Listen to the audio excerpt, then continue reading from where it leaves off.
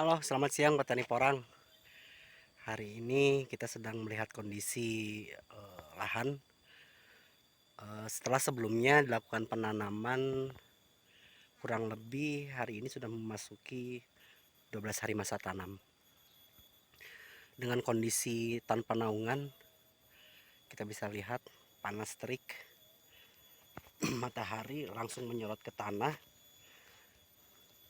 Akan tetapi kalau kita cek kelembaban di dalam tanah masih bisa terjaga ya.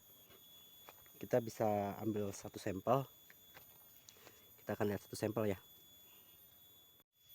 Ya, kita akan lihat gimana sih kondisi tanah, kelembaban di dalam tanahnya. Kita akan coba cek bongkar ya. Nah, bisa dilihat kan.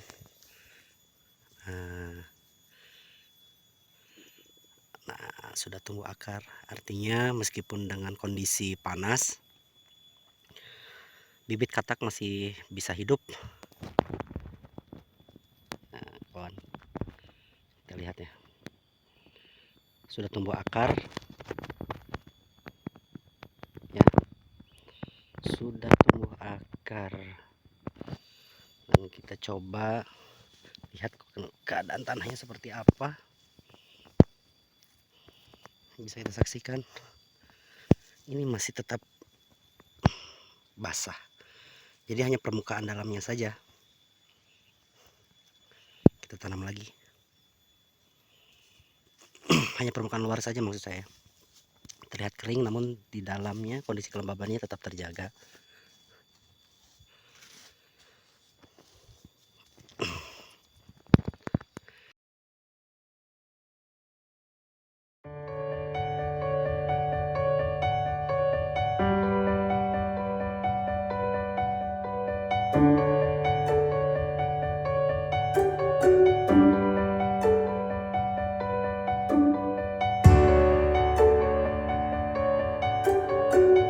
Ya, ketinggian lahan di sini kurang lebih 500 mdpl dengan luas lahan diperkirakan 1 hektar lebih.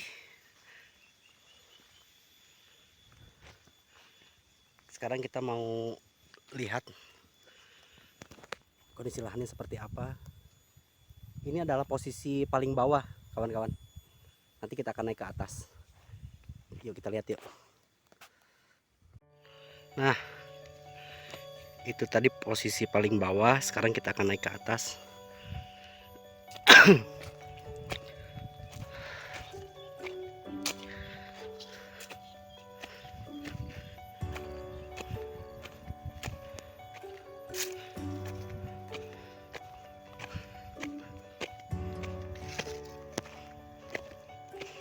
Kita lewat sini aja deh. Nah,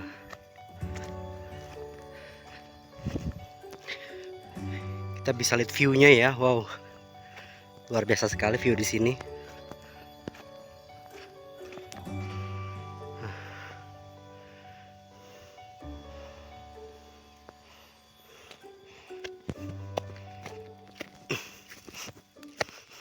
Nah, sampai ke atas sana kawan-kawan tuh ada saung.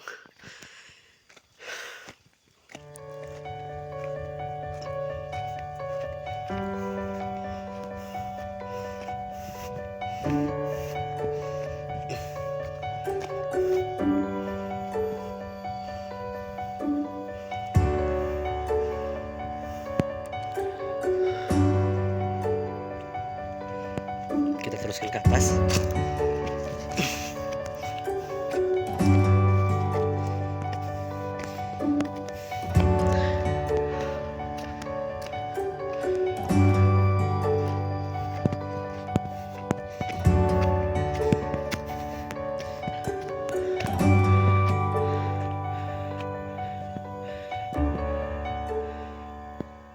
Ya, kawan-kawan bisa lihat ya, di sekitaran lahan ini masih terdapat hutan.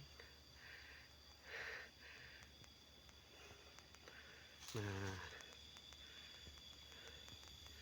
ya, kita duduk dulu di bawah pohon jengkol. Ya, saya jelaskan. Untuk bibit yang kita tanam di lahan ini, kita menanam bibit katak, kawan-kawan. Nah, dengan size 1 kilo itu berisi 150 sampai dengan 200. Nah, saya bedakan penanaman untuk kondisi bibit dengan ukuran 150 saya tanam di bawah. Karena saya berasumsi tanah di bawah itu lebih gembur daripada tanah yang ada di atas sana. Makanya saya tanam ukuran 150 di bagian paling bawah.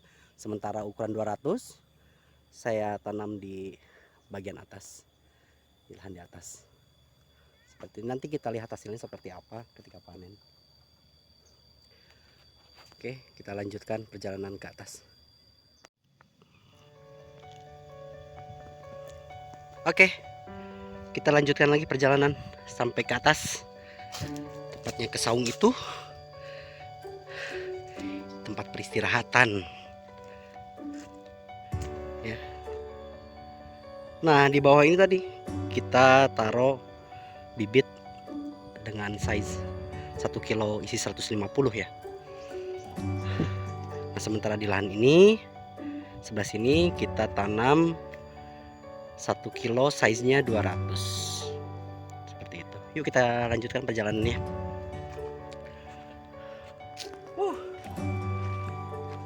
Cuacanya panas. Karena kebetulan saya ambil video ini pada saat zuhur, kawan-kawan.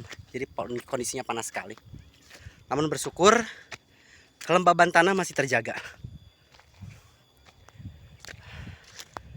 Ya, kawan-kawan, untuk informasi bahwa pemupukan yang kita lakukan di sini kita lakukan secara organik. Mengapa demikian? Kita ingin menjaga kesuburan lahan, karena lahan ini pun makhluk hidup yang harus kita muliakan. Oleh karenanya kita memberikan asupan-asupan pupuk yang berbahan dasar organik. Nanti kita bisa lihat proses pembuatan pupuknya. Oke.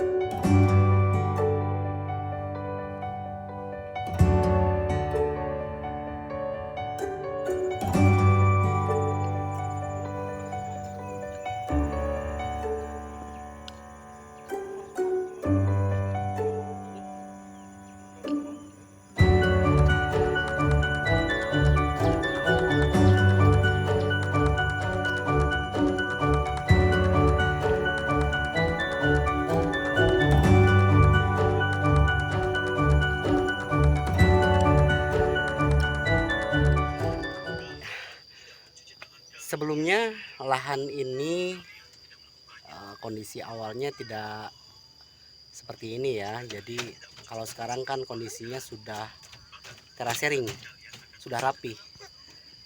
Dulu si pemilik lahan bermaksud untuk menjadikan lahan ini untuk ditanami durian, akan tetapi tidak jadi. Hanya saja pada saat itu si pemilik lahan sudah meratakan atau membuat terasering ya dengan menggunakan beko seperti itu. Nah, artinya ini sama sekali tidak ada penebangan pohon yang saya lakukan. Saya lagi bersama istri saya, juga anak saya, biar jadi petani nantinya.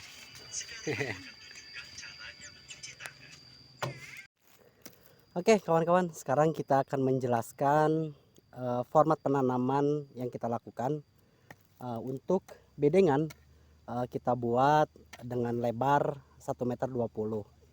Sementara jarak dari satu bedengan ke bedengan yang lainnya itu berkisar 40 cm. Nah, sementara ketinggian bedengan kita buat 40 cm juga, seperti itu. Nah, kan tetapi karena kita memiliki dua jenis bibit yang berbeda yang kita tanam, seperti yang tadi saya sebutkan ya. Yang satu size-nya 150 per kilo, isi 150 per kilonya.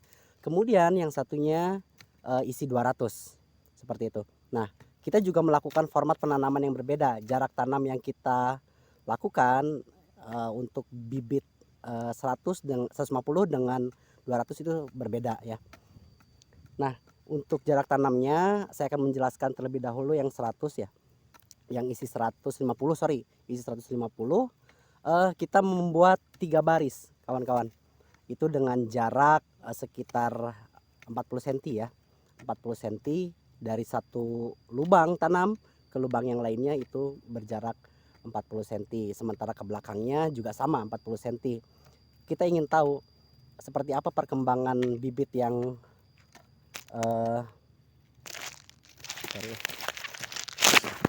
kita ingin tahu juga perkembangan bibit dengan jarak tanam seperti itu.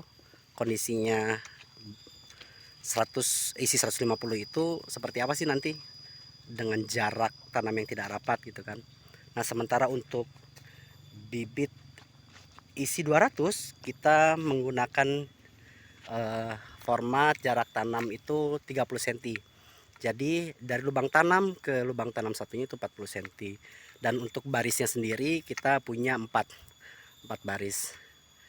Nah, untuk populasinya saya perkirakan 40.000 lebih ya. Dari 1 hektar ini saya perkirakan jumlah bibit yang kita tanam itu mencapai angka 40.000 bahkan lebih populasinya. Oke kawan-kawan, konsekuensi lahan miring otomatis saat hujan air akan mengalir ke bawah sehingga gulutan itu menjadi meninggi ya, karena ada longsoran-longsoran tanah yang juga ikut terbawa oleh air. Jadi konsekuensinya kita harus membetulkan parit ya, membetulkan parit atau meninggikan kembali gulutan. Seperti itu konsekuensi yang saya hadapi sekarang. Oke kawan-kawan, sekian dulu review lahan yang kita tanami porang. Semoga kawan-kawan petani porang dimanapun berada diberikan kesehatan selalu, dilimpahkan rezekinya, dimudahkan segala urusannya. Oke, terima kasih. Wassalamualaikum warahmatullahi wabarakatuh. Semangat petani porang.